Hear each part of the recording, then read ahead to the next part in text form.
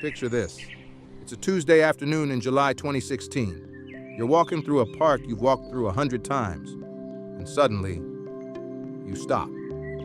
Because a stranger across the path looks up at you, a complete stranger, and says 4 words. There's a Snorlax over there, and you both sprint. That moment, that exact ridiculous, beautiful moment, is what we're going to talk about today. Because the summer of 2016 wasn't just a season, it was the last time the whole world exhaled together. And once you understand why it felt that way, you'll understand why nothing has felt quite the same since. Welcome back to RetroverseHQ, the channel where we dig into the moments that shaped us and ask the questions nobody else is asking. If you're new here, we do deep dives into pop culture, nostalgia, and the psychology behind why certain eras just hit different. Hit subscribe if that sounds like your kind of rabbit hole. Because today, we're going down a deep one.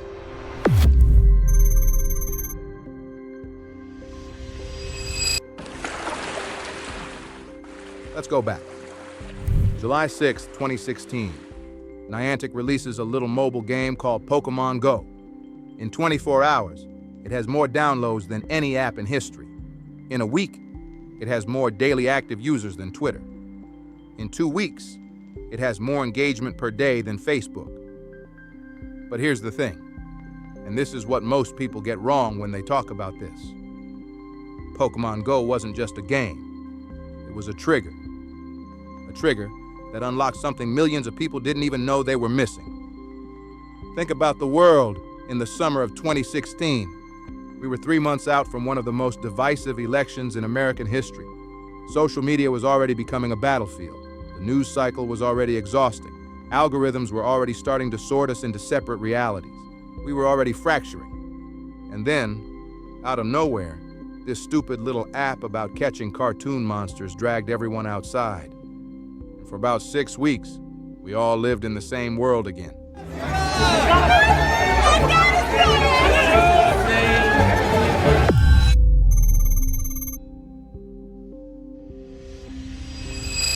Why did it hit so hard?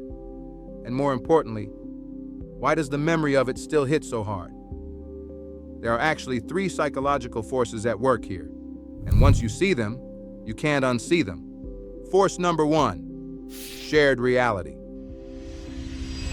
Psychologists call it collective effervescence, a term coined by sociologist Emile Durkheim over a century ago. It's that electric feeling you get when you're part of something bigger than yourself. A concert, a sports championship, a moment of national grief or joy. Your individual identity temporarily dissolves into a group identity, and it feels, on a neurological level, incredible.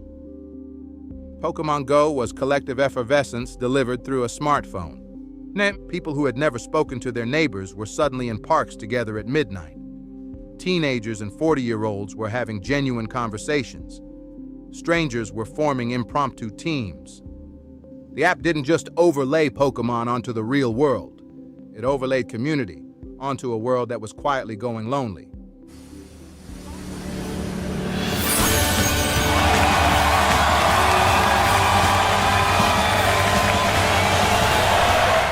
And here's where it gets really interesting, because the second force is something that most nostalgic content never talks about.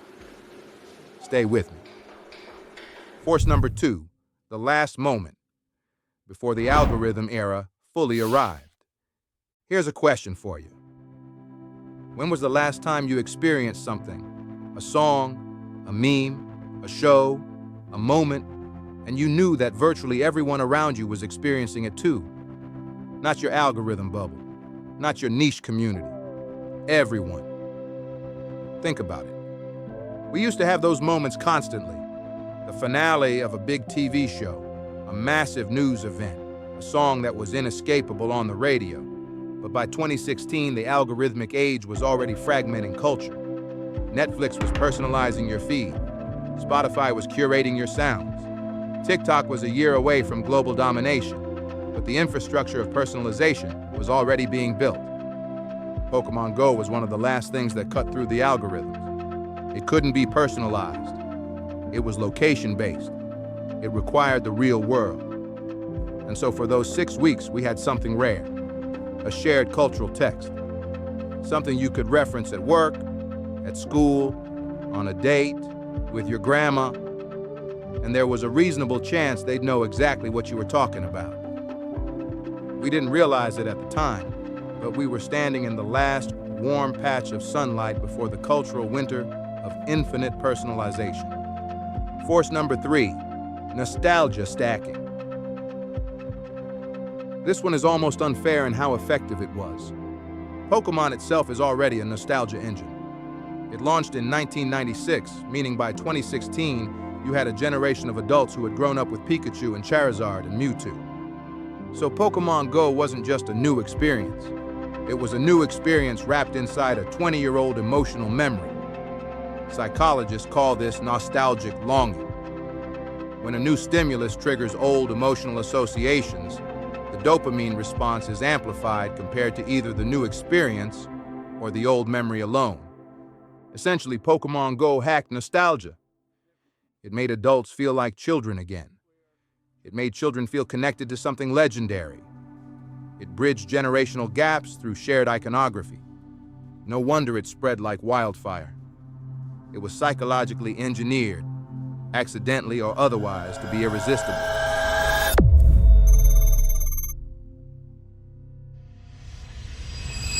But Pokémon Go wasn't the only thing that made that summer feel different. It was more like Pokémon Go was the symbol. The summer itself was the feeling. Think about what else was happening. Drake's One Dance and Hotline Bling were inescapable. You couldn't go anywhere without hearing them. Call me on my cell phone. The Rio Olympics were giving us those 2 weeks where the whole world watches the same events and roots for shared human achievement. Stranger Things dropped on Netflix in July 2016, and for a brief moment before the algorithm had fully sorted people into micro-communities, everyone was watching it at once. And there was something in the air. I know that sounds abstract, but talk to anyone who was conscious and culturally engaged in the summer of 2016, and they'll describe a feeling that's hard to put into words. A lightness, maybe. A sense that despite everything, the political anxiety, the social media noise, there were still spaces where none of that mattered. A park where you were just a person chasing a Squirtle. A living room where you were just someone terrified of the Demogorgon. A TV screen where you were just cheering for an athlete you'd never heard of 3 days ago. And I want to ask you something. What's your summer of 2016 memory? Was it Pokémon Go? Was it Stranger Things? Was it something else entirely? Drop it in the comments because I genuinely want to know. And I have a feeling the comment section on this one is going to be something special.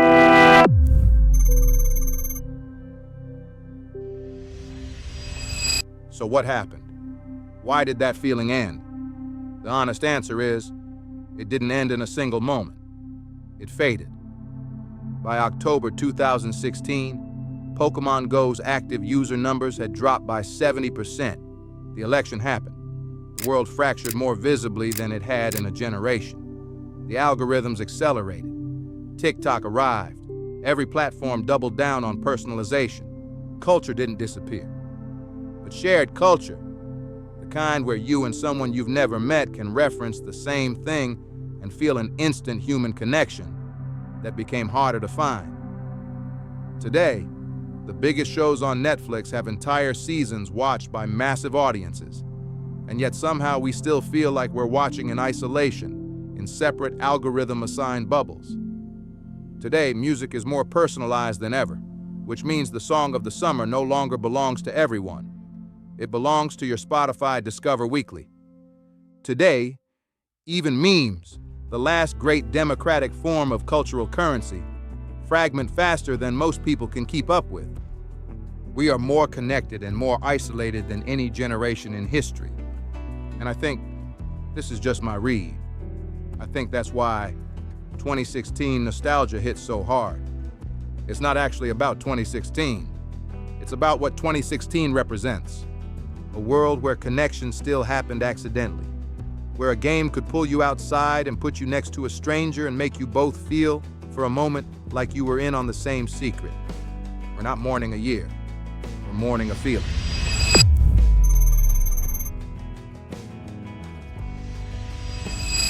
Here's what I've been thinking about. Every generation has its last summer before everything changed.